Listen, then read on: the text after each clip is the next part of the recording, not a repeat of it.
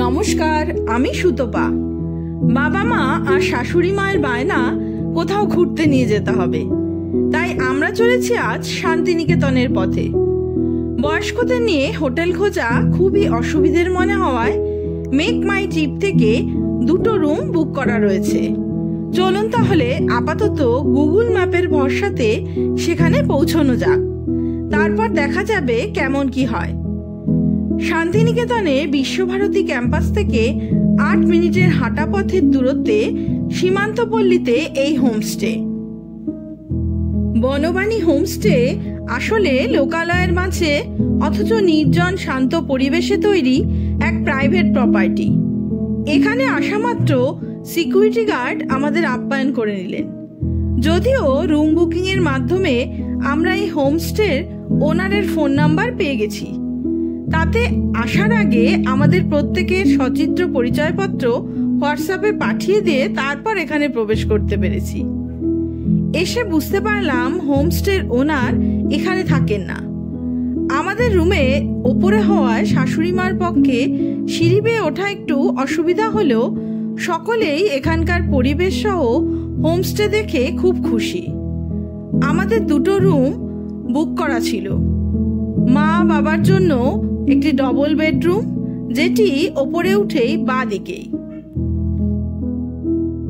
ওপরে 4টি রুম রয়েছে, প্রত্যেকটি রুম আবার আলাদা আলাদা নামের, তবে রুম বেশ বড়সড় আর খোলামেলা।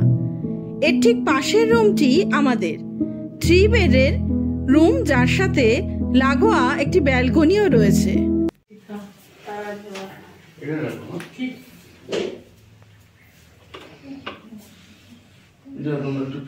3 বেডরুম এটা। ব্যালকনি আছে।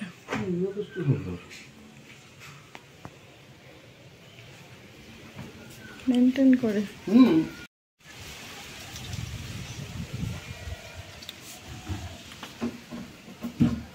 বাড়ি বাড়ি ফিলিংস। আসলে বনবাণী হোমস্টেতে এসে আমাদের প্রত্যেকেরই ভীষণ ভালো লাগছে, সেটা হলো এখানকার ঘরোয়া পরিবেশ। মনে হচ্ছে যেন আমরা কারো বাড়িতে বেড়াতে এসেছি। হোটেলে থাকার ফিলিংস এখানে নেই।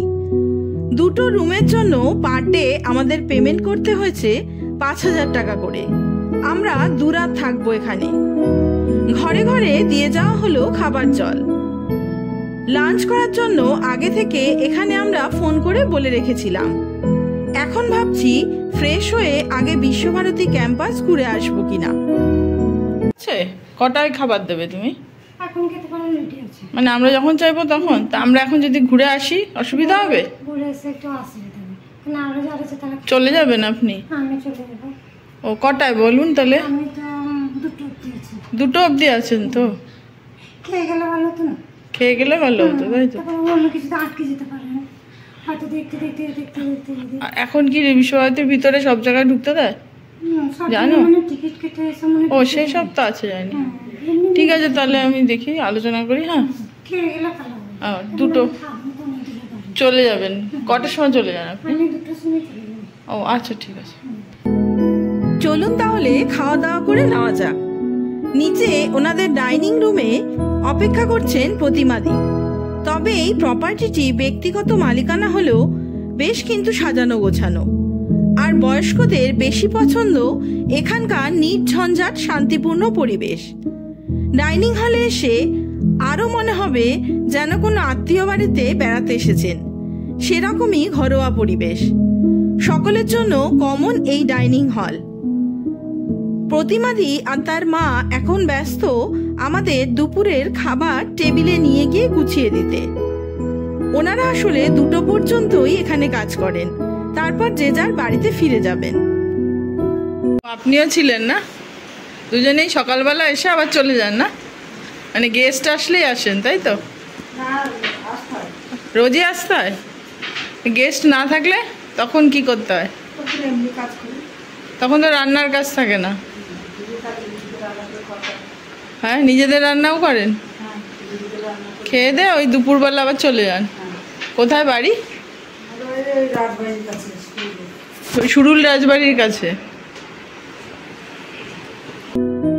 আজ শনিবার হওয়ায় আমরা ভেজ থালিরই অর্ডার দিয়েছিলাম আগে থেকে। তার জন্য পার প্লেট 130 টাকা করে ধার্য হয়েছে, যা হোমস্টের ওনারকে অনলাইনে পেমেন্ট করতে হয়েছে আমাদের। থালিতে রয়েছে ভাত, ডাল, আলু ভাজা, সয়াবিন, আলু পটলের তরকারি আর চাটনি।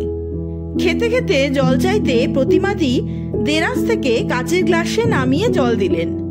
মানে এনাদের আতিথেয়তা খুবই আন্তরিক, যা আমাদের খুবই ভালো লেগেছে। সকালেরটা দিতে পারবে তো?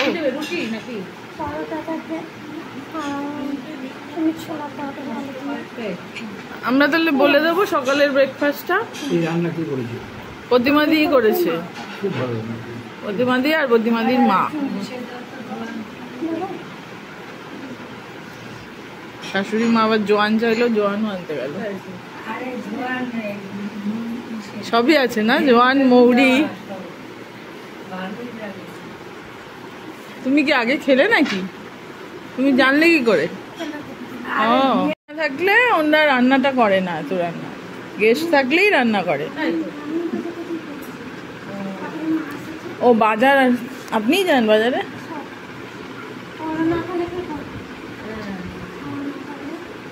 ওই জন্য আজকে বলে দিলেই ভালো, কালকের খাওয়াটা না, তাহলে বাজার করতে সুবিধা হবে। হ্যাঁ, ফোন করছি আমি এখন। হ্যাঁ হ্যাঁ, এক্ষুনি ওনাকে ফোন করছি।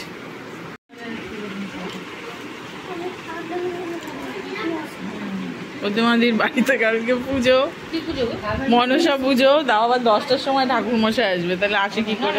আর একবার খাবে নাকি জোয়ান? ঘন ঘন খায় বাড়িতে। জোয়ান সব সময় নিয়ে ঘুরে নেশা জোয়ান খাওয়া। এটা শাশুড়ি মা, এটা মা, বাবা।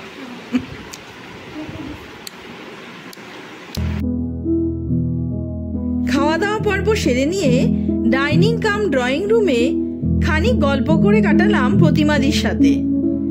বাইরে বেরোতেই চোখে পড়ল বাড়ির তুলসী মন্দিরে রাধা কৃষ্ণের বিগ্রহ থাকায় রোদ থেকে বাঁচাতে তা পর্দা দিয়ে ঢেকে দেওয়া হয়েছে, যা দেখে মা তো বেজায় খুশি। চলুন তাহলে এবারে বেরিয়ে পড়ি আশেপাশে ঘুরে দেখতে। তার জন্য অবশ্য এখান থেকে দেওয়া টোটো দাদার ফোন নাম্বারে ফোন করতে হয়েছে আমাদের, কারণ বাইরে বেরিয়ে কোনো টোটো স্ট্যান্ড নেই, এমনকি কোনো দোকানপাটও নেই আশেপাশে। সারাদিনই আছেন? না, সকাল 6টা থেকে সন্ধ্যে 6টা, আবার 6টার পরে আরেকজন আসবে।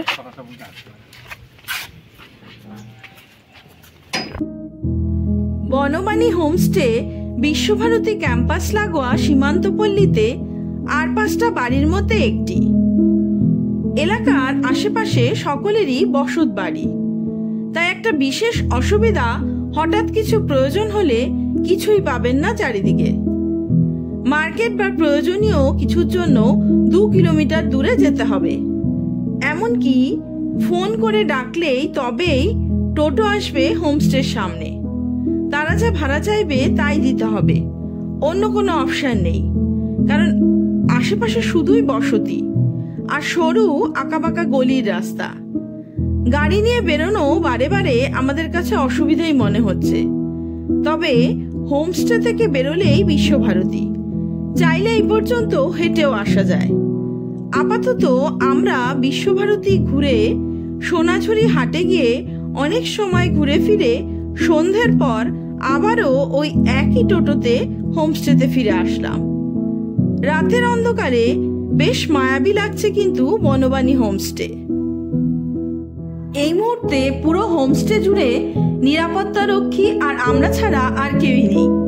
তবে নিরাপত্তার দিক থেকে নিশ্চিন্তের জায়গা কিন্তু এটি। হোমস্টে যিনি ওনার তারা থাকেন কলকাতাতে। এখানে দিনের বেলাতে একজন সিকিউরিটি গার্ড, আবার রাতে আর একজন, তাই এ ব্যাপারে ভয়ের কিছু নেই। তবে কিচেনে যারা কাজ করেন তারা দুপুর 2টোতেই নিচে ডাইনিং হলে তালা দিয়ে চাবি নিয়ে যান বাড়িতে, তাই দুপুর 2টোর পর জল চাইলেও পাবেন না, এমনকি খাবার দাবারও কেউ বানিয়ে দিতে পারবে না। এখানে চেক ইন টাইম দুপুর 12টা আর চেক আউট টাইম সকাল 11টা। এখানে আসার পর থেকে সমস্ত কিছুই ভীষণ ভালো লাগতে শুরু করলো। এবারে কিন্তু তা পাল্টে যেতে লাগলো। রাতে খাবারের কথা বনবাণী হোমস্টের ওনার ম্যাডাম ফোন করাতে উনি আমাদের কাছাকাছি কোনো এক রেস্টুরেন্টের ফোন নাম্বার দিয়ে দিলেন খাবার অর্ডার করার জন্য। সন্ধ্যেতে জোম্যাটোতেই অর্ডার করে খেলাম ফ্রেঞ্চ ফ্রাই। রুমে যাবেন তো আপনি? হ্যাঁ হ্যাঁ, কোনখানে ওটা? ওপরে ওপরে চলুন। হোটেলটা কোথায় আপনাদের? হ্যাঁ না চিনি না কোথাও। আর নামটা কি হোটেলের? লাবণ্য। রাতের খাবার আসলো কাছাকাছি অরশ্রীর লাবণ্য রেস্টুরেন্ট থেকে। তবে বসে খাওয়ার তেমন স্পেস না থাকলেও ম্যাডামের নির্দেশ নিজেরা খাওয়া দাওয়া করে আবার সবকিছু পরিষ্কার করে রাখবেন, যা 3 জন বয়স্কদের নিয়ে আমাদের পক্ষে সামলে নেওয়া মুশকিলই হয়ে পড়েছে। যদিও লাবণ্যর খাবার ভীষণই ভালো। দুপুরে এই হোমস্টেতে 130 টাকায় যে ভেজ মিল খেয়েছিলাম তার তুলনায় আইটেম অনেক বেশি এবং সুস্বাদুও। কিভাবে কোথায় খেতে দেব বুঝে উঠতে বেশ ঝামেলাযোগ্যই পোয়াতে হচ্ছে আমাদের।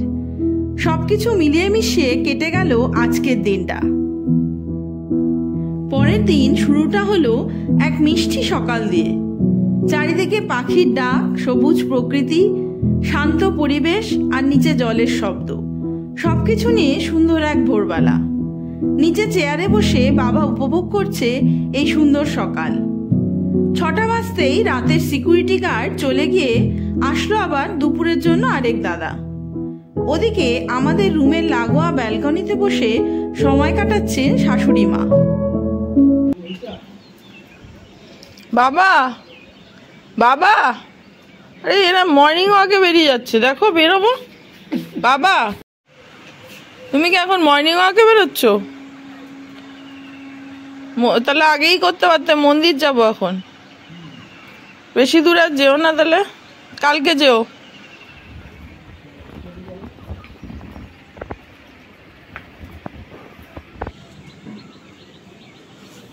মা তো এখানে বসে বসে কালকের দিয়ে কাটিয়ে দিল।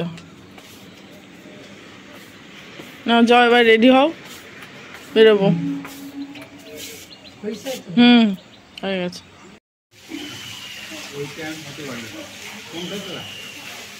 ঠিক আছে, আপনি রেডি করুন, আমরা রেডি করে রেখে যান। আপনার যদি তাড়া থাকে চলে যাবেন, আমরা খেয়ে নেব। কালকে সবই তো নিরামিষ। হ্যাঁ, আমাদের নিরামিষই চলে। হয়ে গেছে পুজো বাড়ির কাজকর্ম হয়েছে তাহলে? হ্যাঁ চলে আসো। যাও তো, কি কোথায় দেখছি, আমি দেখছি। আসলে প্রতিমাদির বাড়িতে আজ মনসা পুজো, তাই ছুটি নিতে চেয়েছিলেন আজকে, কিন্তু আমাদের ব্রেকফাস্টের কারণে তাকে সকালেই আসতে হয়েছে এখানে। তবে ওনারা খুবই ভালো। গ্রামের সহজ সরল চুপচাপ প্রতিমাদি তার অসুবিধার কথা আমাদের বলতেও পারছেন না। সে কারণেই বলে গেলাম আমাদের দেরি হলে খাবার রেখে যাবেন, আমরা এসে নিজেরাই নিয়ে খেয়ে নেব। বাড়িতে তো সব কাজ করি, এখানে এসে করতেও অসুবিধা নেই আমার। চলুন তাহলে এবারে কঙ্কালীতলাতে মায়ের কাছে সকাল সকাল পুজো দিয়ে আসি। মন্দিরে পুজো দেওয়া, আসা যাওয়া সব মিলিয়ে প্রায় 2.5 ঘন্টা সময় লেগে গেল আমাদের। ওদিকে রোদে গরমে হাঁপিয়ে এসে দেখছি হোমস্টে ডাইনিং স্পেস বন্ধ। এখানকার ম্যাডামের ঘন ঘন ফোনের নির্দেশে প্রতিমাদিকে চাবি নিয়ে চলে যেতে হয়েছে নিজের বাড়িতে। তাই খাবার হাতে নিয়ে দাঁড়িয়ে আছেন প্রতিমাদির মা। গতকাল থেকে ন্যূনতম সহযোগিতা না পেয়ে ম্যাডামের ওপর রাগটা প্রকাশ করেই ফেললাম সকলের সামনে। দিয়ে দিয়েছে, ব্যাস হয়ে গেল, তাতেই হোটেল চলে যায়, কোনো সার্ভিস নেই।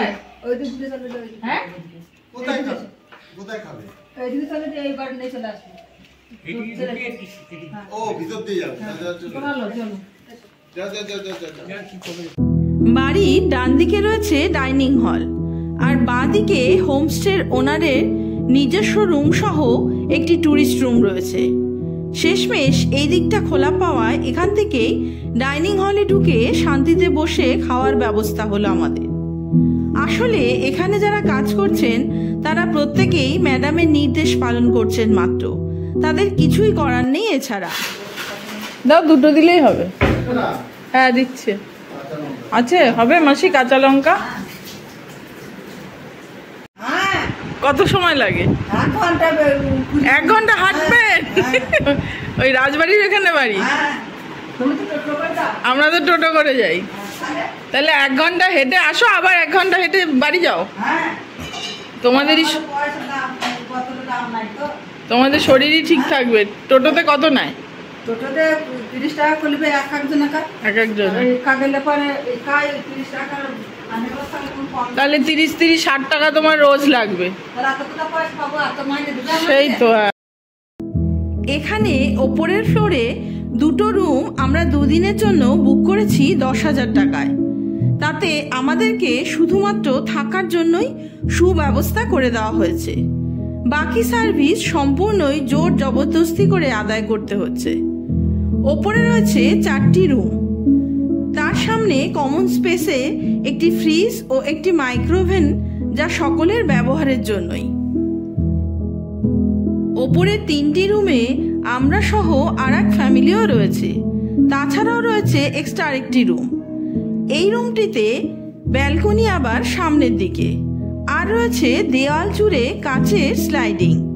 প্রত্যেক রুমেই ইলেকট্রিক ক্যাটেল সহ চা চিনির ব্যবস্থা রয়েছে, সেক্ষেত্রে চা প্রেমীদের অসুবিধার কারণ নেই।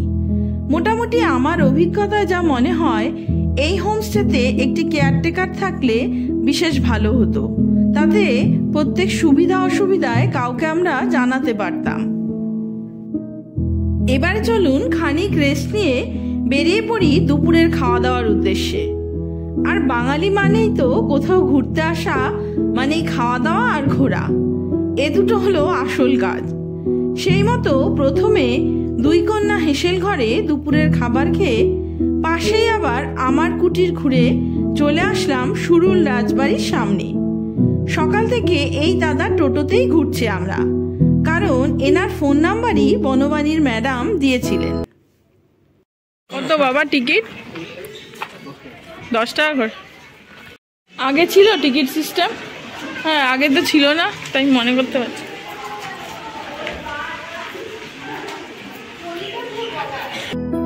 বীরভূম জেলায় অবস্থিত প্রায় 300 বছরেরও পুরনো সুরুল সরকার বাড়ি, যা সুরুল রাজবাড়ি নামে পরিচিত।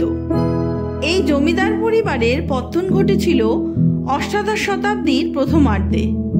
এই পরিবারের আদিপুরুষ ভরতচন্দ্র ঘোষ বর্ধমানের বাঁকা নদীর তীরে ছোট নীলপুর গ্রামের বাসিন্দা ছিলেন। তিনি জাতিতে কোভার সদ্গো এবং অত্যন্ত ধর্মপ্রাণ মানুষ ছিলেন। অষ্টাদশ শতাব্দীর শুরুতে তিনি তার স্ত্রী বিমলাকে নিয়ে কাশী যাওয়ার আগে এই সুরুল গ্রামে তাদের কুলগুরুদেব বাসুদেব ভট্টাচার্যের সঙ্গে দেখা করতে আসেন এবং গুরুদেবের আদেশে কিছুদিন সুরুলে থাকার সিদ্ধান্ত নেন। এই দম্পতি শ্যাম সুন্দরের নিত্য পূজা আরাধনা করতেন এবং তারা তার একটি পুত্র সন্তান লাভ করেন। নাম রাখেন কৃষ্ণহরি। কৃষ্ণহরির জন্মগ্রহণের পর তারা স্থায়ীভাবে সুরুল গ্রামে বসবাস শুরু করেন। কৃষ্ণহরি বর্তমান এই মন্দিরের উত্তরে অবস্থিত টেরাকোটার পঞ্চরত্ন মন্দির স্থাপন করেছিলেন। কৃষ্ণহরি সরকার তার পুত্ররা ব্যবসা বাণিজ্যে প্রভূত উন্নতি সাধন করেন। সেই সময় বিপুল প্রতিপত্তি বিস্তারের কারণে এই পরিবার ইংরেজদের কাছ থেকে সরকার পদবি পায় এবং ঘোষ পদবি বিলুপ্ত হয়। পরবর্তীতে কৃষ্ণহরি সরকারের প্রপুত্র শ্রীনিবাস সরকার তার পূর্বপুরুষদের তৈরি মৃন্ময় মন্দির ভেঙে বর্তমান এই চতুষ্কোণ দালান বিশিষ্ট নাট মন্দিরটি মাত্র 1800 টাকার মূল্যে তৈরি করেছিলেন। আগেরবারও এখানে এসে দেখেছি প্রচুর মানুষজন আসেন এখানে ভিডিওগ্রাফি করতে, তাই এখন মোবাইল ফোন ছাড়া আর কোনো কিছুই ভিডিও করা যাবে না বলে নিষেধাজ্ঞা রয়েছে। চলুন, এর পাশেই রয়েছে আর এক দুর্গা দালান ও প্রাচীন আরো মন্দির। এই মন্দিরগুলির মধ্যে সামনের এই দুর্গা দালান হলো বিশেষ বিখ্যাত। ভারতচন্দ্র সরকারের আমল থেকে এই রাজবাড়ির দুর্গাপূজা শুরু হয়। এই চতুষ্কোণ রাজবাড়ির মধ্যস্থিত নাট মন্দির সমন্বয়ে গড়ে ওঠা এই সুরুল রাজবাড়ির পুজো কিন্তু কলকাতায় বেশ কিছু বনেদি পরিবারের পুজোর সমতুল্য। তবে এই রাজবাড়ির এই পুজো মূলত দুভাগে ভাগ করা, বড় তরফ এবং ছোট তরফ। আগে দেখে এসেছি আমরা বড় তরফ, আর এখন ছোট তরফ। তবে এই দুই তরফের পুজোয় কিন্তু এখনো সাবেকিয়ানা বর্তমান। আলাদা আলাদা ট্রাস্ট রয়েছে। ছোট তরফের বাড়িতে গেলে এখনো সেই পুরনো প্রাচীন টেরাকোটা মন্দির দেখতে পাচ্ছি আমরা, যেগুলি এই রাজবাড়ির পূর্বপুরুষদের সময় চিহ্নিত করে। 5 প্রজন্ম ধরে মৃৎশিল্পীরা এই বাড়ির দুর্গা প্রতিমা নির্মাণ করে আসছেন আজও। পুজোর নিয়ম নীতির মধ্যে অন্যতম হল মা এখানে পূজিত হন বৈষ্ণব মতে। চলুন তাহলে এবার ফেরা যাক। তবে ফেরার পথে সৃজনী গ্রাম ঘুরে নিয়ে এখান থেকে মাত্র 5 মিনিটের পাড়ার অলিগলি পথ বেয়ে চলে আসলাম হোমস্টেতে। আবার সন্ধে হতেই এবারে যাব বোলপুর রামকৃষ্ণ মঠে। রামকৃষ্ণ মঠে সন্ধ্যারতি দেখে সেখান থেকে ফেরার পথে সন্ধ্যের খাবার দাবার নিয়ে ঘরে চলে আসলাম।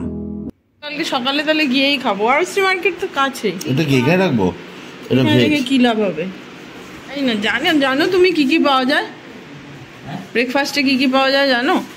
ব্রেকফাস্টে আপনি আলু পরোটা পাবেন, এমনি কচুরি পাবেন, আর ব্রেড বাটার এসব কিছু হবে। আজও রাতের খাবার আসলো লাবণ্য রেস্টুরেন্ট থেকে। পাশের রুমের ফ্যামিলিও এখান থেকেই খাবার নিলেন। এই ভদ্রমহিলা একাই এসেছেন 2 বাচ্চা সহ নাচের পারফরমেন্স করতে শান্তিনিকেতনে। ওনার সাথে এই হোমস্টের নানা অসুবিধা নিয়ে আলোচনা করে কাটলো খানিক সময়। আজ 31শে মার্চ সকালবেলা প্রতিমাদি এখানে কাজ করতে আসলেও গেট খোলা হচ্ছে না ম্যাডামের নির্দেশে। এখানকার ওনার ম্যাডামের স্টাফদের সাথে নানা দুর্ব্যবহারের সাক্ষী রইলাম আমরা। তবুও ভালো খারাপ মিলিয়ে আমাদের কেটে গেল 2 দিন এই হোমস্টেতে। তবে পরের বার শান্তিনিকেতন আসলে আর কখনোই এখানে থাকার ইচ্ছা প্রকাশ করব না। যদিও এখানের প্রতিটি স্টাফ ভীষণই ভালো। তাদের কথায় শান্তিনিকেতনের মানুষজন অতিথিপরায়ণ। কোনো অতিথির খারাপ অভিজ্ঞতা হলে তাদেরও খারাপ লাগে। সে যাই হোক, এবারে চলুন বাড়ি ফেরা যাক। তবে যাওয়ার সময় লাবণ্য রেস্টুরেন্টে সকালের খাওয়া দাওয়া করে যাব। সেই মতো হাসি মুখে এখান থেকে বিদায় নিয়ে এবারে যাব 500 মিটার দূরেই অরশ্রী মার্কেটে। এখানে এসে আবার দেখছি সম্পূর্ণ উল্টো ব্যাপার। লাবণ্য যেখানে 3 তলার ওপর, শাশুড়ি মায়ের পক্ষে ওঠা সম্ভব নয়। উপরন্তু শুধুমাত্র রান্নার জায়গা ছাড়া আর কোনোই ব্যবস্থা নেই এখানে। চারিদিক অপরিচ্ছন্ন। তাই আবার সিদ্ধান্ত বদলে চলুন অন্য কোথাও যাওয়া যাক। আজ তবে এই পর্যন্তই থাক। আপনাদের সাথে দেখা হবে নতুন আর একটা ব্লগ নিয়ে, নতুন আর একভাবে। ততদিন সবাই সুস্থ থাকবেন, ভালো থাকবেন। নমস্কার।